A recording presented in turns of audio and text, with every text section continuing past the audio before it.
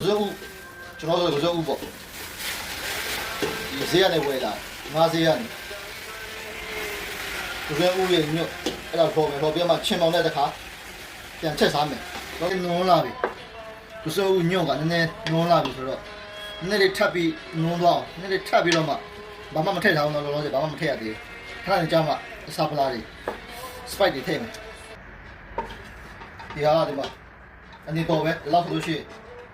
ဒီမှာစိမ့်စိမ့်လေးနဲ့အခုမဖုံးရဘူးเนาะဒါနည်းနည်းထော်တဲ့ချိန်ကြလို့ရှိရင်ဒီလေးနဲ့ထည့်ပြီးတော့မှ floor တာဥကတ်လေးထော်တာပေါ့เนาะစိမ့်စိမ့်လန်တာကိုစွန်းမဟုတ်ဘူးကိုစွန်းဥရဲ့ညော့ကိုစွန်းဥညော့โอเคချက်တော့မယ်เนาะချက်မယ်โอเคဒါချင်းမောင်ထော်ထားပြီးသားเนาะချင်းမောင်ဒါထော်ထားပြီးသားကိုထည့်မယ်ဟိုနေ့ကစူပါမားကတ်ကနေဝယ်လာတာ၅စီโอเคအယောင်တင်မဟုတ်နည်းနည်းလေးထည့်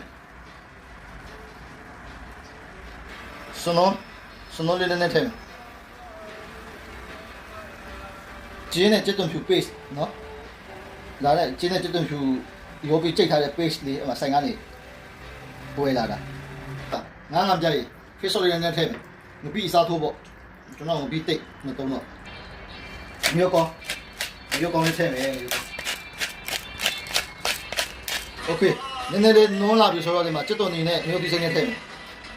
ကြက်သွန်နေနဲ့မြို့သီးစိမ့်ဆိုတော့ကြက်သားမဟုတ်ဖိလစ်ပင်းကနေလာတဲ့ကြက်သားမဟုတ်เนาะဒါလေးထည့်မယ်ကဲစားရည်နဲ့ထည့်မယ်စားရည်နဲ့ပေါ့လို့